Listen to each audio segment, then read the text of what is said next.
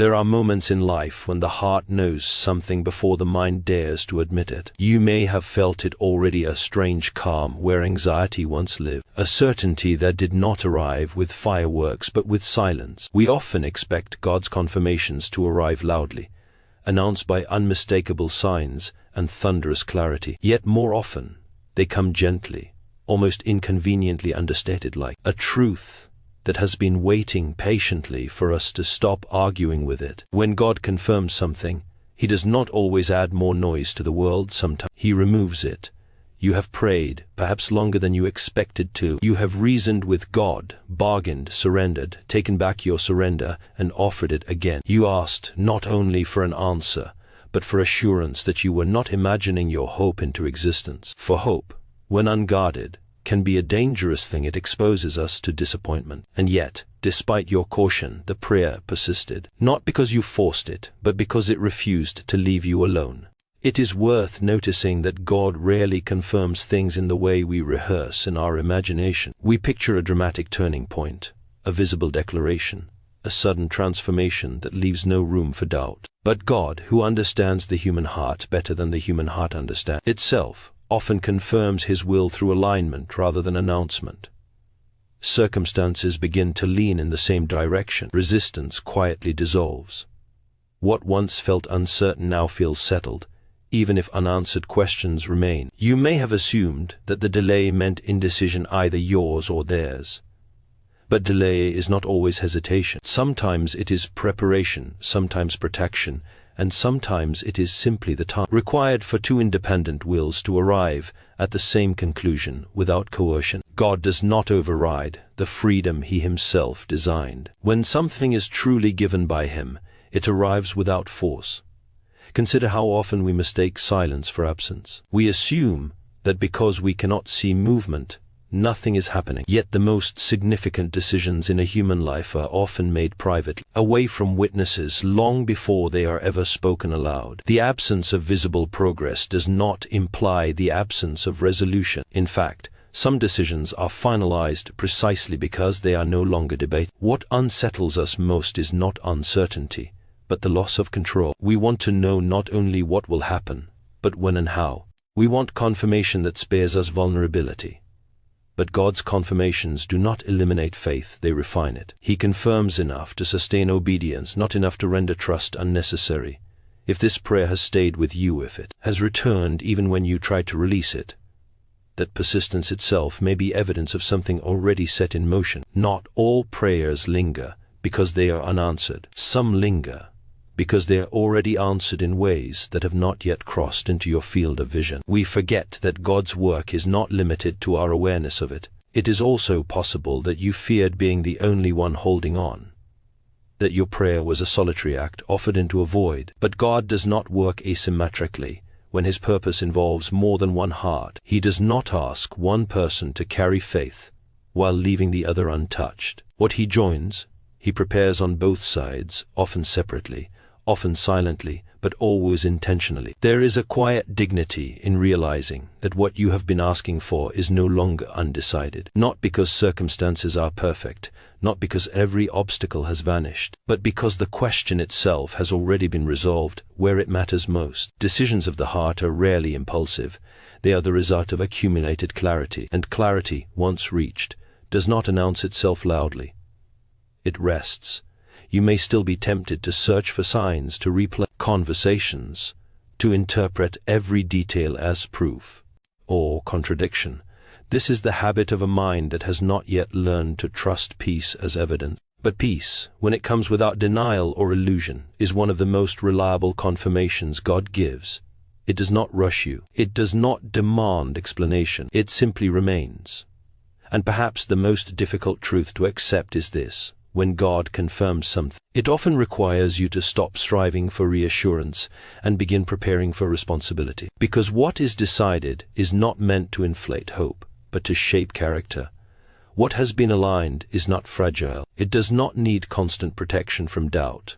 It asks instead for patience, humility, and readiness for what follows. There is a particular tension that exists when God confirms something before He explains it. The human instinct is to demand clarity first and obedience later, but the spiritual order is almost always reversed. When God confirms a matter, He is not merely settling a question, He is inviting you into a posture of trust that does not depend on constant reassurance. The confirmation is not given to satisfy curiosity, but to anchor the soul while the rest unfolds. This is why the confirmation often feels quiet rather than celebratory. It is meant to steady you, not excite you.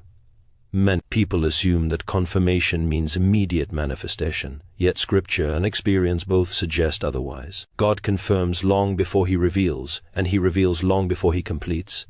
The confirmation is the seed, not the harvest.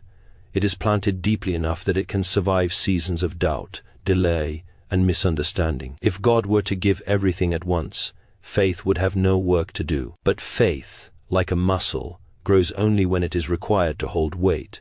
You may notice that once confirmation arrives, the noise around the situation often increases rather than decreases. Doubts resurface, logic pushes back, and fear begins to interrogate what peace quietly settled. This does not mean the confirmation was false. It means the mind is catching up to what the Spirit already accepted. The human mind resists surrender because surrender removes the illusion of control. Yet God does not confirm things so that you can control the outcome. He confirms them so that you can endure the process. It is also important to understand that divine confirmation does not eliminate human responsibility. When God confirms that something is aligned with His will, He does not absolve you from wisdom, patience, or restraint. In fact, confirmation often demands greater discipline than uncertainty ever did. When you are unsure, you hesitate naturally. When you are sure, you must choose restraint intentionally. Acting prematurely on a confirmed promise can be just as damaging as refusing to believe it at all. One of the most misunderstood aspects of confirmation is timing. We assume that once God confirms, the clock should speed up, but confirmation does not accelerate time, it redeems it. What feels like waiting is often God ensuring that the outcome does not arrive before you are capable of sustaining it. A gift received too early can become a burden rather than a blessing. God's confirmations are precise, not rushed. You may find yourself re-examining past moments, realizing that certain doors close not to deny you, but to protect the confirmation from distortion. Not every opportunity is aligned, even if it looks appealing. God often removes alternatives once He confirms the direction, not as punishment, but as mercy. A narrowed path is easier to walk without distraction. Clarity often comes disguised as limitation. Another truth that must be faced is that confirmation does not guarantee comfort. God confirms what is right, not what is easy. If the confirmation has led you into deeper self-examination, greater humility, or increased dependence on God, that is not a contradiction, it is evident. Anything truly aligned with God's will reshapes the person receiving it. Comfort may come later, but formation comes first. There is also the quiet reality that once God confirms something, He expects you to stop rehearsing the question and start embodying the answer. Repeatedly asking for confirmation after it has already been given is not faith, it is fear disguised as spirituality. God is patient, but He does not compete with indecision. Confirmation is an invitation to move forward internally, even if external circumstances have not yet shifted. It is here that many people struggle.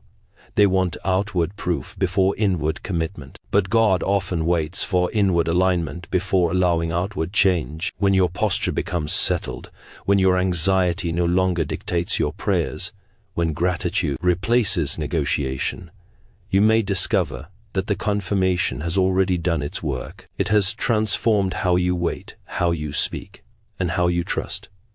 And perhaps the most sobering realization is this: once God confirms something, the responsibility shifts from proving it to protecting it from impatience, from comparison, from the need to explain it to others before it is time. Some confirmations are meant to be carried quietly, not announced loudly. They are strengthened by discretion, not exposure. What God confirms, He sustains, but He sustains it in those who are willing to let faith mature beyond excitement into endurance. The confirmation is not the finish line, it is the foundation upon which everything else must now be built. When God confirms something involving another heart, the confirmation rarely arrives as a public declaration. It comes instead as a shift, subtle but unmistakable, in the way resistance gives way to resolve. Human decisions, especially those that carry weight, are not made impulsively. They are formed over time, shaped by reflection, conflict, prayer, and quiet surrender. By the time a decision becomes visible, it has usually been settled long before in private. This is why God's confirmation often feels ahead of evidence. He confirms what has already been decided where it matters most. One of the greatest misunderstandings we carry is the belief that uncertainty in communication equals uncertainty in commitment. Silence is often interpreted as indecision, distance as withdrawal. But in reality, many people withdraw not because they are unsure, but because they are certain and cautious. They recognize the gravity of what has been decided and refuse to treat it lightly. God, who values depth over display, often allows confirmations to develop under the surface where they cannot be contaminated by pressure or performance. It is uncomfortable to accept that while you were praying, another person may have been wrestling with the same truth from a different angle. God does not clone experiences, He personalizes them. The path by which one heart arrives at conviction may look nothing like another's. Yet convergence does not require symmetry. Two roads can differ greatly and still lead to the same place. God is not coordinating a script. He is aligning wills. This is why forced clarity is so dangerous. When we push for answers before the timing is ripe, we risk interrupting a process God has carefully structured. What is decided in peace can be undone by pressure. God often shields decisions by delaying their exposure. The confirmation you receive is not permission to interrogate the situation, but an invitation to rest within it. Rest is not passivity, it is trust. It refuses to manipulate. There is also the difficult truth that confirmation does not eliminate fear, it redefines it. Fear shifts from will this happen to am I ready for the responsibility this brings. That shift alone is evidence of maturation. When God confirms something involving relationship, purpose, or call, He is not merely granting desire. He is assigning stewardship. What is given must be handled wisely, patiently, and with reverence for the freedom of others. You may notice that once confirmation settles in your spirit, the urge to chase clarity weakens. You stop rehearsing scenarios and start paying attention to your own formation. God uses confirmed waiting to refine character. Pride is dismantled. Control is loosened. Expectations are purified. The waiting is no longer empty time. It becomes active preparation. God is less concerned with when something begins than with who you are when it does. It is tempting to assume that if something were truly decided, it would already be obvious. But visibility is not the measure of certainty. Some of the strongest commitments are invisible until they are ready to withstand the weight of reality. God does not reveal what cannot yet be sustained. Premature exposure can invite doubt, comparison, or outside influence that distorts what was formed in sincerity. Another subtle lesson in confirmation is learning to trust alignment over affirmation. You may never receive the reassurance you imagined, spoken in the words you rehearsed. Instead, you receive consistency, restraint, and direction. God often replaces emotional reassurance with structural stability. What is decided begins to shape choices, boundaries, and priorities, even without explanation. That shaping is itself a language. It is also important to recognize that God's confirmation does not override the process of mutual readiness. Decision does not equal immediacy. Even when hearts are aligned, timing must also align. God's wisdom accounts for seasons, responsibilities, and growth that cannot be rushed without cost. What He confirms, He also schedules. Perhaps the most challenging part of receiving this kind of confirmation is learning to live without constantly checking whether it is still true. Faith that must be repeatedly verified is not yet settled. God invites you to move from analysis into assurance, from speculation into steadiness. The confirmation is not fragile. It does not expire because of silence or distance. It rests on a foundation deeper than circumstance. And so you are called to a quiet confidence, not an anxious anticipation, to walk forward internally, even if externally nothing appears to have changed. God confirms decisions before He reveals outcome. He secures alignment before He allows union. What has been decided does not need to be defended or rushed. It needs to be honored with patience, humility, and trust in the God who aligns hearts without forcing them. There is a profound difference between waiting in uncertainty and waiting in assurance. Uncertainty exhausts the spirit because it demands constant evaluation, endless interpretation, and emotional vigilance. Assurance, however, carries a defer, empty weight. It does not remove longing, but it removes desperation. When God confirms something, the waiting that follows is not meant to weaken you. It is meant to teach you how to remain steady without immediate reinforcement. This kind of waiting is not passive resignation, but disciplined trust. Once assurance enters, God often allows time to stretch in ways that feel uncomfortable. This is not to test whether the confirmation was real, but to deepen the roots beneath it. Anything that is meant to last must learn how to exist without constant stimulation. God is not preparing a moment, He is preparing endurance. The ability to hold confidence without visible progress is one of the clearest signs of spiritual maturity. It is here that many struggle,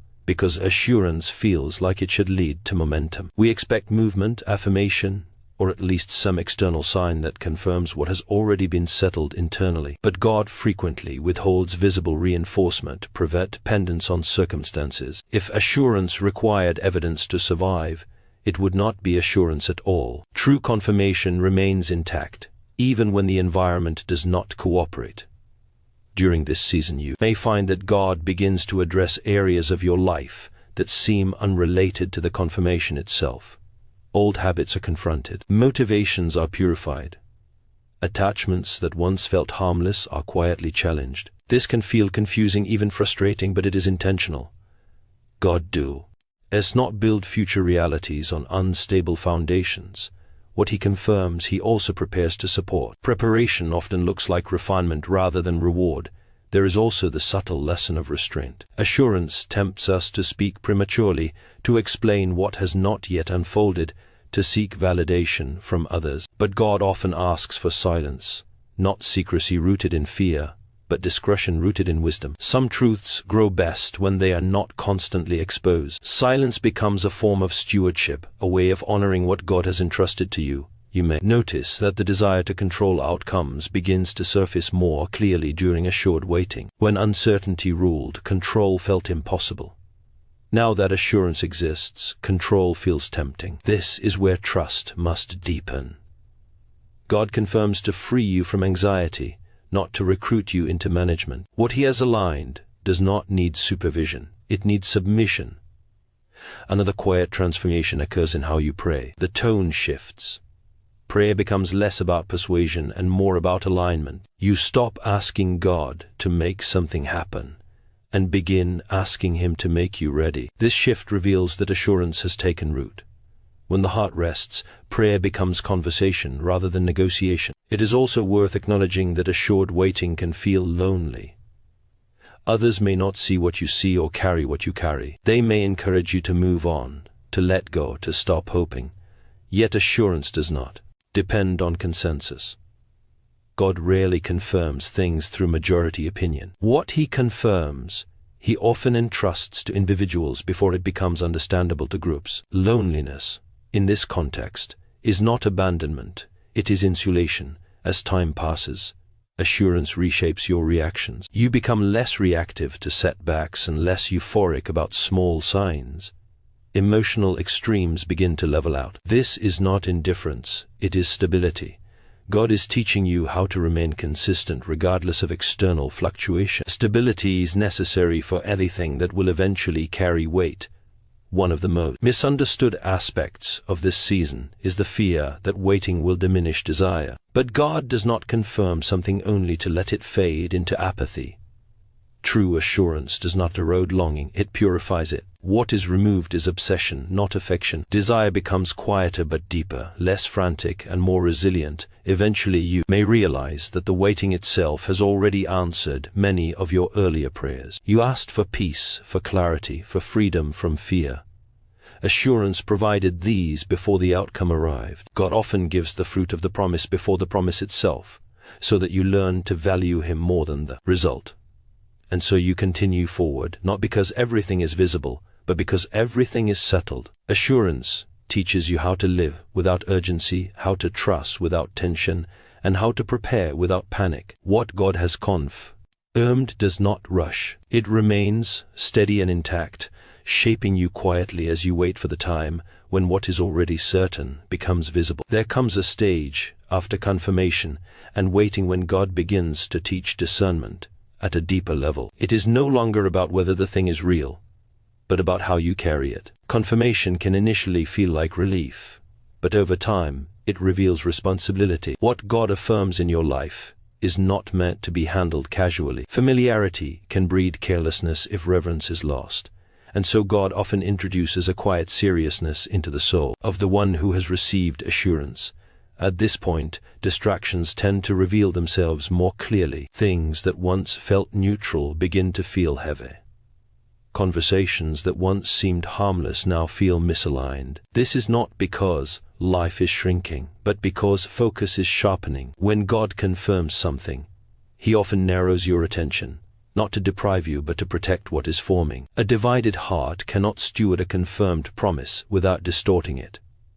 You may notice that temptation changes shape. It becomes less about obvious wrongdoing and more about subtle compromises, impatience, comparison, unnecessary explanation, emotional leakage into spaces where discretion should prevail. These are not dramatic failures, yet they are capable of weakening what God has confirmed if left unchecked. God trains the soul to recognize that not everything permissible is beneficial, especially when something sacred is involved.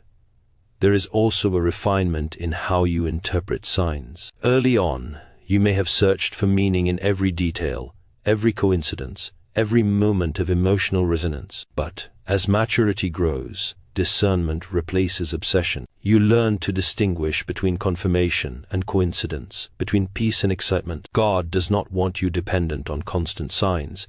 He wants you grounded in settled trust. Discernment matures when it is no longer fueled by anxiety. Another shift occurs in how you respond to delay. Delay no longer feels like rejection or threat. Instead, it becomes a neutral space in which God continues His work. You begin to understand that timing is not merely about readiness of circumstances, but readiness of character. God delays not to withhold good, but to ensure that good does not become destructive through immaturity. This understanding produces patience that is not forced but natural. At this stage, humility becomes essential. Confirmation can quietly inflate the ego if one is not careful. There is a temptation to believe that being chosen means being superior, when in reality it means being entrusted. God does not confirm things because of entitlement, but because of assignment. What is entrusted must be carried with fear and trembling, not pride and presumption. Humility keeps confirmation from becoming a source of self-deception. You may also feel a growing resistance to speaking prematurely. Ds begin to feel weightier. You sense that explanation would cheapen what God is still shaping. This is not secrecy born of fear, but restraint born of wisdom.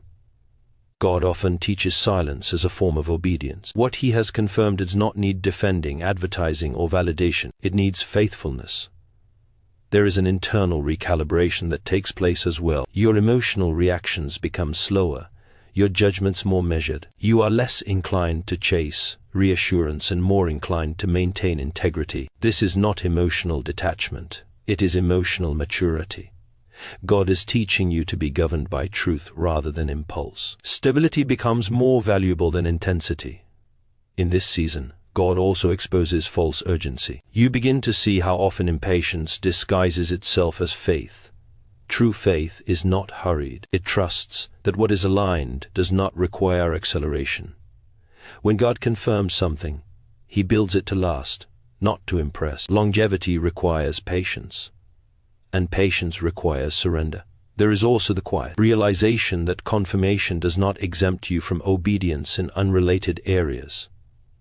God expects consistency. You cannot honor a confirmed promise while neglecting daily faithfulness. Small acts of obedience become training grounds for larger responsibilities. God watches how you handle the ordinary to determine readiness for the extraordinary. What emerges through all of this is a steadier version of you, less reactive, less needy, less driven by external affirmation. You begin to live as though the outcome is secure, even while it remains unseen. This posture changes how you move through the world. Anxiety loosens its grip. Comparison loses its appeal. You are no longer trying to force alignment, you are maintaining it.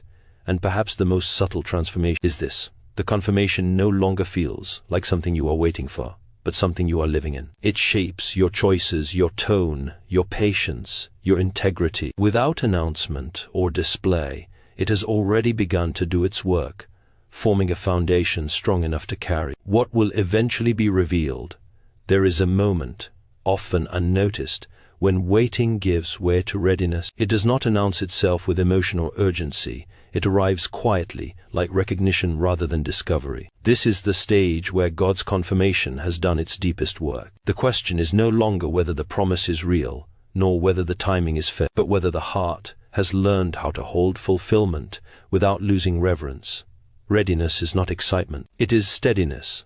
By this point, much of what once felt heavy has been released. The need to analyze every delay, interpret every silence, or defend the confirmation has faded. What remains is a settled posture that trusts without demanding explanation. This trust is not naive, it is earned through endurance. God rarely allows fulfillment to arrive until trust can exist independently of outcome. When trust matures, fulfillment becomes safe. One of the clearest signs of readiness is the absence of urgency. Urgency is often mistaken for passion, but in spiritual matters, it usually reveals fear. When fear dissolves, urgency follows. You no longer feel compelled to push doors open or force conversations into existence. You recognize that what has been aligned will reveal itself at the proper time without manipulation. God does not require assistance to complete what He has already confirmed. Another mark of readiness is clarity without rigidity. You know what God has settled in your spirit, yet you hold it with open hands. You are no longer threatened by alternative outcomes, because your confidence is rooted in God's wisdom rather than a specific scenario. This does not mean you expect less, it means you trust more. God has replaced fixation with faithfulness. At this stage, humility becomes effortless rather than enforced. You are less interested in being right and more interested in being faithful. Confirmation has not elevated you above others, it has grounded you. You understand that being chosen does not mean being spared from difficulty. It means being entrusted with responsibility. This awareness keeps the heart sober and grateful rather than entitled. You may also notice that your inner life has become quieter, not empty, but ordered. Thoughts no longer spiral endlessly. Prayers are less repetitive, more honest, and less anxious. Silence feels safe rather than unsettling. God often brings quiet before fulfillment, not as absence, but as alignment. Noise would interfere with what is about to take shape.